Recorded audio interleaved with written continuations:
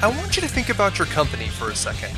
Whether it's a landscaping business, a parts manufacturer, or a service company, how many steps does it take to complete the process of providing your product or service to the client? Now I want you to imagine that process takes 126 steps to complete. How would you manage that effectively on a daily basis? Well, our guest today is going to tell you how he does just that. And he's also going to answer the question, why would you ever talk to a competitor's CEO? All that and much more next on the Peak Performers Podcast. Welcome to this edition of Peak Performers Podcast with your host, Thor Conklin. Thor will be sharing the necessary tools, strategies, and psychology you'll need to become a peak performer in any area of your life or business. Thor Conklin here. We give you the tricks, the tips, the tools, the strategy, the technology, and the psychology peak performers use in order to get more done and execute at the highest level. If you know what to do but struggle with getting it all done, or simply want to raise your game to the next level, this podcast is for you. Sit back and enjoy. Today's guest is Randy Zechman, serial entrepreneur and the CEO and founder of 4 Silicon Valley businesses. Randy is also a 4-time member of the Inc. 5000 and currently owns and operates Clean Solar and its sister company, Clean Roofing. So if you want to learn the tips, tricks, and tools to being a successful serial entrepreneur, or just want to learn more about solar, then stick around. You won't want to miss what Randy has to say. Randy, thank you for joining us today. 3rd year on the Inc. 5000, man. Well done. Well done. Clean Solar. Tell us, how'd you start the company? Well, thanks, Thor. And it's actually our 4th year in the Inc. 5000. Oh. So we've been told that only 10% of the companies actually make it 4 years. Gets harder every year, I would say, as we grow. But yeah. We started 11 years ago, and I was a serial entrepreneur, so it's the 3rd business I started, and I was looking for another business to start. And I go through kind of a set formula of things I do to start a business, and looked at a bunch of different industries and thought that the solar industry was ripe for a company to come in and do things the right way and take a niche share of the market. And so far, so good, and hoping we'll see another great decade of solar here in the Bay Area. Well, you know, success leaves clues, or at least someone told me that one time. So you've got a set formula. I love that. Where were you 10 years ago when I bought a company and got my butt handed to me? Because I didn't have a set formula other than I like the financials. Yeah, so I do a bunch of different things, and first and foremost, I find an industry that interests me. That I think will keep my attention for a while. And then I look at what all the competitors are doing in the space. What are the big guys doing? Where are they strong? Where are they weak? I look at kind of long term, how big is the industry going to grow? Is there going to be a major player that comes in and grows to be a behemoth and then can kind of squash everybody, sort of like the Amazon model? And certainly shy away from those type of industries. I thought for the solar industry specifically, it fit me perfectly, as I had at the time a publishing business and a chocolate fountain rental business. Both of those businesses were going well. The publishing business, the concern was that no one's going to publish anything in the next decade or so, and I didn't want to have a business where my kids were getting ready to go off to college and that industry was dying or dead. And the chocolate fountain business was way too tied to the economy. When the going is good, then lots of profits. When the going's not so good, then there's a big struggle, and there's not much that you can do other than just ride the waves in that particular industry. So the solar industry, I thought, had legs to it. It didn't have anyone that was kind of an 800-pound gorilla And the one company who might kind of satisfy that title, they're actually not even in business any longer. And I thought that they were making some wrong moves at the time, and there was a good space for us. So after I look at kind of all that kind of marketing sales piece of it, then I kind of dig into the P&L. So the P&L is really, I don't want to say the last step, but it's certainly pretty far down on the process before I dig into it. So intelligent thinking before jumping in, having a set of questions and guidelines to guide you along the way. And what happens when you have this setup and you're going through a qualification process, most of the businesses, quite frankly, get booted out, right? Because they don't fit your criteria. Most are no's. Exactly. Yeah. So some on the surface seem like they're great businesses to get into, but once you kind of turn over the underbelly of it, it really is not a very good industry to get into. The solar industry was just perfect timing as it was starting to take off. We were fortunate in the Bay Area is kind of the hub for solar, and we got some luck along the way. I'd say as much as I'd like to, pat myself on the back, there's certainly some luck involved in all of it. And although I think I do a pretty good job of planning, you certainly can't plan for all the twists and turns of the road. There's one kind of interesting story I think that might be helpful. One of the things I always do is I will go and research my competitors, as I mentioned. And in the solar industry, what I did was that there was no shortage of players in the space. So the first year we were in solar, there were 663 entities that had installed solar in the PG&E or the local utility area.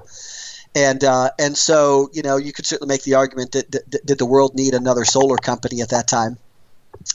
But one of the things I did was I called up 8 different solar installers, and ones that I thought were in different segments of the market. And of those 8 companies I called, 4 of them returned my call. 3 of them actually showed up for their home site survey that they had scheduled, and only 1 of them actually gave me a quote without me bugging them.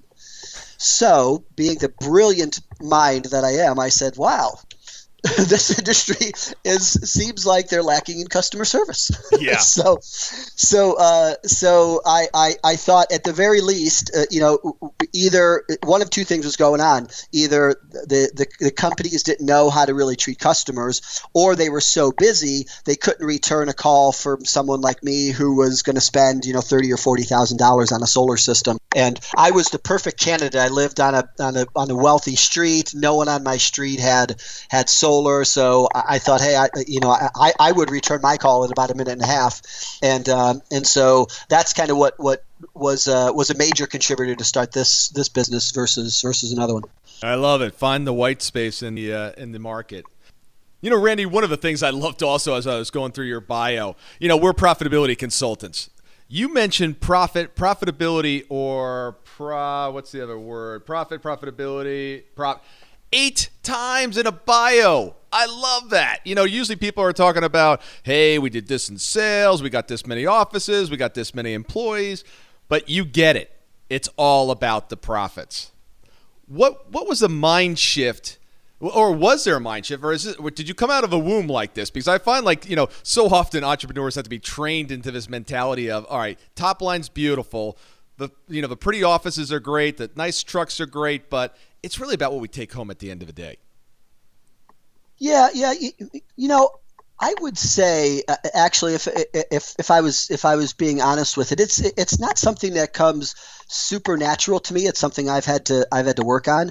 I actually prefer to focus on operations, and with the mindset of if you do things right, then profits will flow.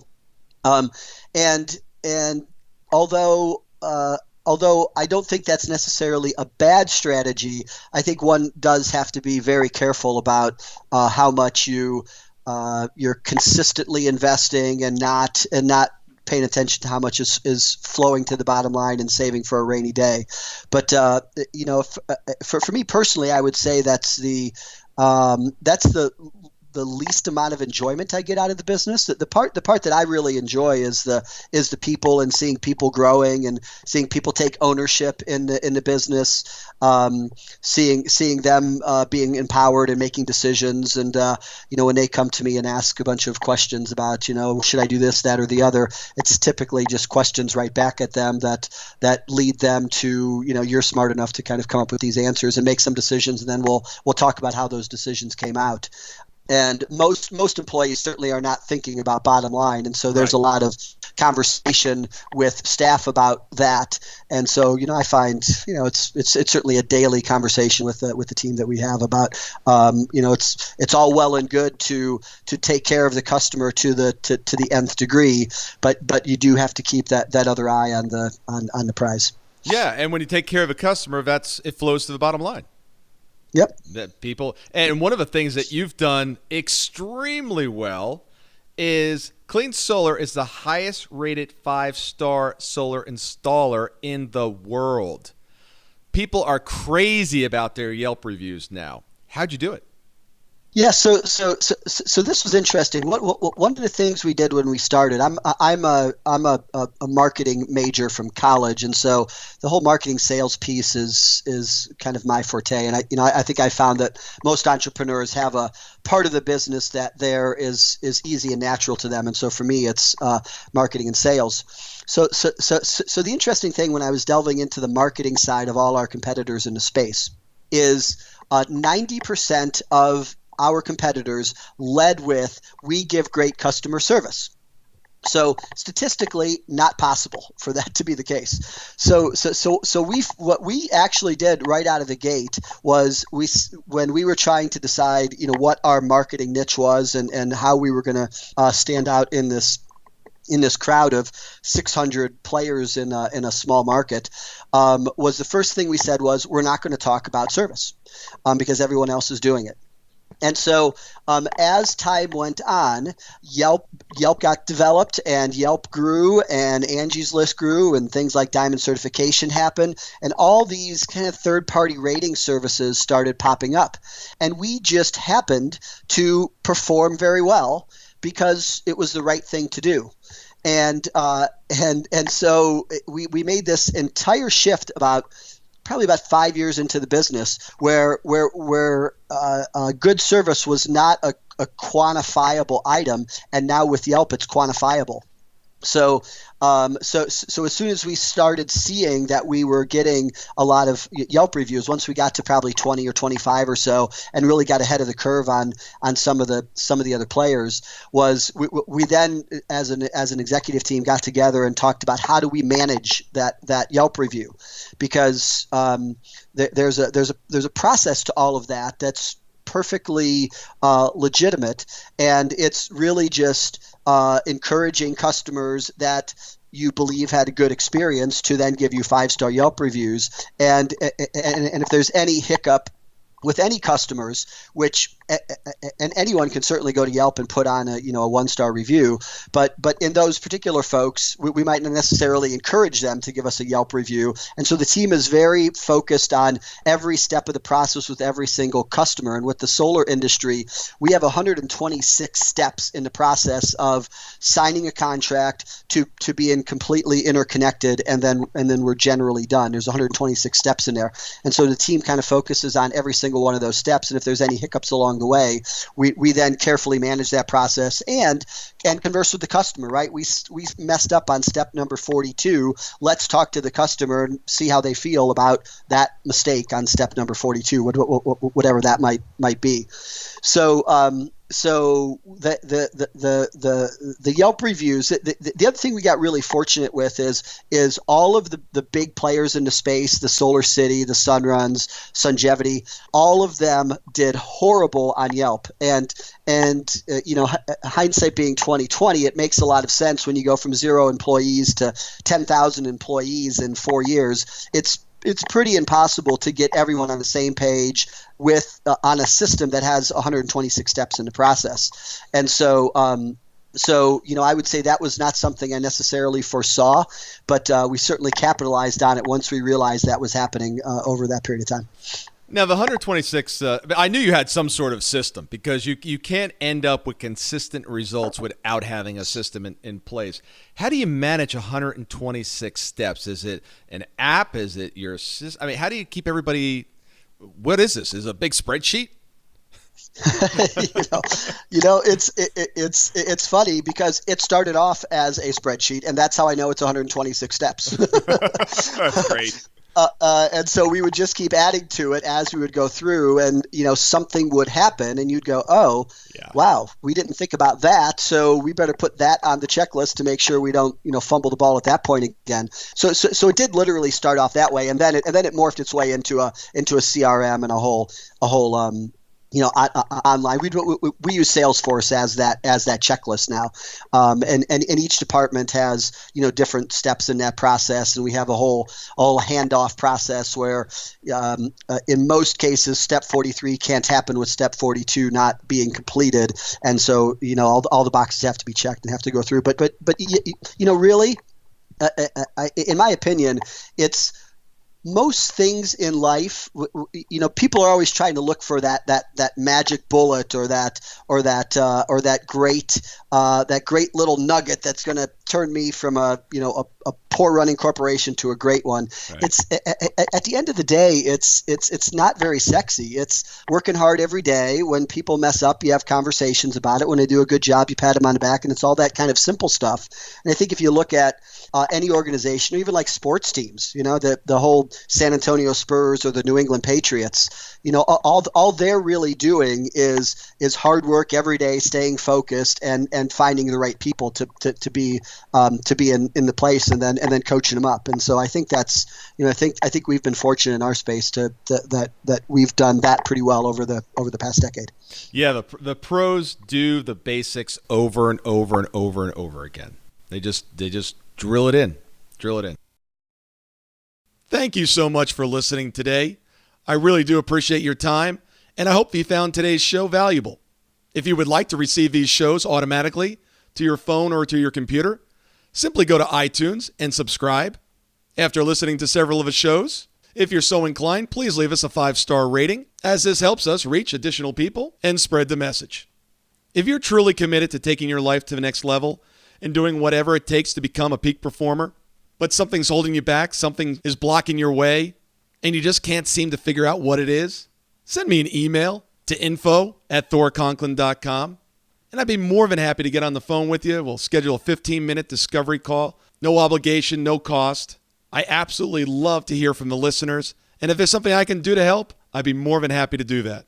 Also, if you found something of great interest in today's show and you want to share that with your friends and family, simply go to my Facebook page, Thor Conklin, click on the episode, hit the share button, and share it on your page. You can follow me at Twitter at Thor Conklin. The website is thorconklin.com. We're constantly adding new free resources, discussing additional tricks, tips, tools, and strategies on how to be a peak performer. Remember, I try to keep these episodes short so you can listen to them during dot time, doing other things, commuting, driving, walking, working out. Decide to be a peak performer in all that you do. And until tomorrow, have an absolutely amazing day. Be on the lookout for part 2 of our conversation with Randy, where he tells us the advantages and disadvantages of owning a rental company, as well as how to hire great people. I'll see you guys on another episode of Peak Performers Podcast.